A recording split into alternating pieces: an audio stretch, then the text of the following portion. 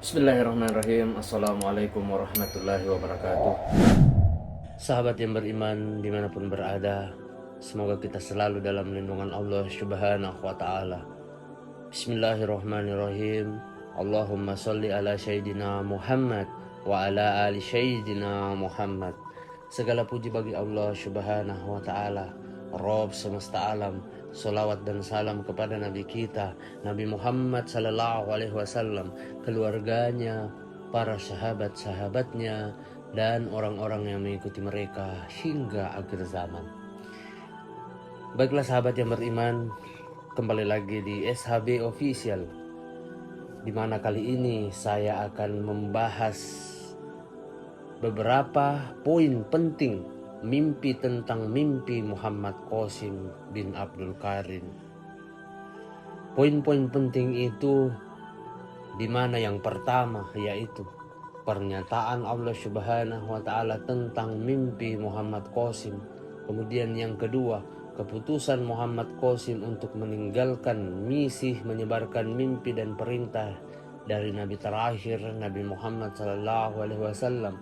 Kemudian misi untuk menyebarkan mimpi, dan yang terakhir yaitu kapankah mimpi Muhammad Qasim bin Abdul Karim akan terjadi. Itulah beberapa poin yang akan kita bahas atau saya angkat pembahasannya tentang mimpi Muhammad Qasim yang bertentangan dan masih menjadi pembicaraan hangat di kalangan umat muslim. Baiklah sahabat yang beriman, sebelum saya melanjutkan pembahasannya, jangan lupa untuk subscribe, like, dan share video pembahasan ini. Bukan hanya yang ini, tetapi beberapa video-video yang saudara dan sahabat yang beriman yang menurut sahabat itu bermanfaat agar di-share. Karena berbagi kebaikan itu jauh lebih baik daripada berbagi keburukan. Baiklah sahabat yang beriman, poin pertama pembahasan kita kali ini yaitu pernyataan Allah Subhanahu wa ta'ala tentang mimpi Muhammad Qasim. Pada tanggal 20 bulan 9 tahun 2015, dalam mimpi Muhammad Qasim, dalam mimpi ini Allah Subhanahu wa ta'ala berkata, Qasim, Al-Quran adalah kata-kataku. Jika setan, jin, dan semua manusia bersatu, mereka tidak dapat membuat satu ayat pun. Begitu pula dengan mimpi yang telah aku tunjukkan kepadamu, juga diciptakan olehku atau Allah Subhanahu wa ta'ala. Bahkan jika setan, jin, dan manusia bersatu, mereka tidak dapat membuat mimpi seperti itu. Itulah poin pertama sahabat yang beriman tentang pernyataan Allah Subhanahu wa ta'ala tentang mimpi Muhammad Qasim. Ini masih menjadi perbincangan, apakah bagaimana kebenarannya, apakah ini Muhammad Qasim yang akan menjadi Imam Mahdi nantinya, yang kita nantikan bersama. Kemudian poin yang kedua sahabat yang beriman, keputusan Muhammad Qasim untuk meninggalkan misi menyebarkan mimpi dan perintah dari Nabi terakhir Nabi Muhammad sallallahu alaihi wasallam. Pada tanggal 2 bulan 10 tahun 2015, Muhammad Qasim berkata bahwa suatu malam saya bermimpi tanggal 10 Februari 2015, aku memutuskan untuk berhenti menyebarkan mimpiku dan menghapus semua akun media sosialku, dan aku akan meninggalkan pekerjaan ini untuk selamanya. Sementara ini adalah perintah dari Nabi terakhir Nabi Muhammad SAW, dari petunjuk dari Allah Subhanahu wa ta'ala untuk menyebarkan mimpi yang betul-betul bermanfaat bagi umat muslim yang ada di dunia. Kemudian pada malam itu Nabi terakhir Nabi Muhammad SAW muncul lagi dalam mimpiku dan berkata, Qasim, jangan putus asa dengan rahmat Allah Subhanahu wa ta'ala. Allah Subhanahu wa ta'ala akan membantumu dan kamu sudah sangat dekat dengan takdirmu. Qasim, tunggulah sebentar lagi. Allah Subhanahu wa ta'ala bersamamu suara dan aksen Nabi terakhir Nabi Muhammad SAW itu sangat sedih.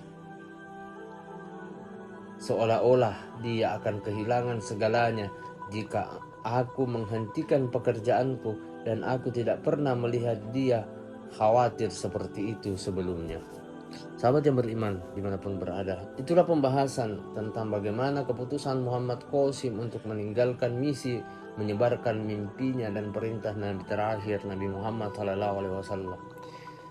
Jadi sebelum Muhammad Qasim berniat untuk berhenti menyebarkan mimpinya ini, malamnya pada tanggal 2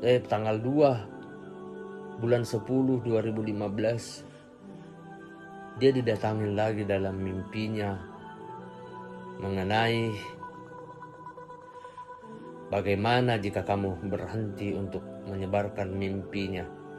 Begitu khawatir Nabi kita Nabi Muhammad SAW jika mimpinya tidak sampai disebarkan, karena ini mungkin merupakan kebaikan. Wallahu alam, sahabat yang beriman. Kemudian pembahasan selanjutnya yaitu misi untuk menyebarkan mimpi. Di pembahasan minggu lalu atau beberapa hari yang lalu, saya sudah membahas tentang misi menyebarkan mimpi. Saya rangkum agar bisa lebih mengingat lagi bagaimana tujuan misinya untuk menyebarkan mimpi Muhammad Qasim. Muhammad Qasim mengatakan bahwa aku melihat dalam mimpi ini bahwa kita tinggal di sebuah rumah. Aku telah melihat berkali-kali rumah ini di dalam mimpiku. Rumah itu sudah banyak yang rusak dan orang-orang mulai memperbaikinya. Aku berada di dalam rumah dan sedang melakukan beberapa pekerjaan. Setelah menyelesaikan pekerjaan itu, aku berkata, aku harus melihat pekerjaan orang lain dan apa yang telah mereka lakukan. Mereka semuanya juga bekerja, tetapi aku tidak dapat bertemu dengan mereka karena pekerjaanku sendiri. Lalu aku pergi untuk melihat orang-orang yang sedang bekerja dan mereka sedang mengecat rumah, kemudian memperbaiki dinding luar dan hal-hal yang lain sebagainya. Mereka juga belum masuk karena sibuk di luar. Aku berdiri dekat pintu dan melihat orang-orang ini dari pintu itu. Mereka sibuk dengan pekerjaan mereka, namun aku melihat masih banyak pekerjaan yang tersisa. Mereka akan menyelesaikan bagian luar terlebih dahulu, kemudian mereka akan masuk ke dalam. Mereka mungkin butuh beberapa saat lagi. Lalu aku keluar, mereka senang melihatku dan aku mulai berjabat tangan dengan mereka. Aku memberitahu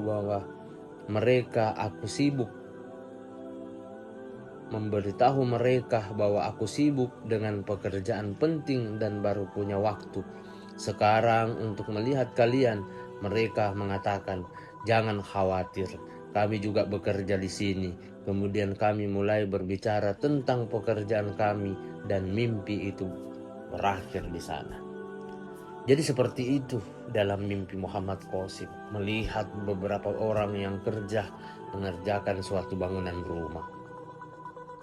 Baiklah sahabat yang beriman, kemudian tentu kita sebagai umat Islam, terutama saya pribadi, jika saya membahas tentang mimpi Muhammad Qasim, lalu bagaimana ketika ada muncul, dan pasti ini akan muncul di dalam pemikiran kita sebagai umat Islam, bagaimana atau kapankah mimpi-mimpi Muhammad Qasim bin Abdul Karim ini akan terjadi. Nah, saya akan bahas ini. Poin selanjutnya, dalam mimpi Muhammad Qasim pada tanggal 30 Juni 2022, hari ini aku melihat sebuah mimpi. Di dalam mimpi ini, seseorang berkata kepadaku, jika kalian menunggu tanda-tanda muncul terlebih dahulu dan setelah itu baru kalian bekerja, maka kalian akan merugi. Kalian seharusnya bekerja terlebih dahulu dan kemudian Allah Subhanahu wa Ta'ala akan membantu dan tanda-tanda itu akan datang dengan sendirinya.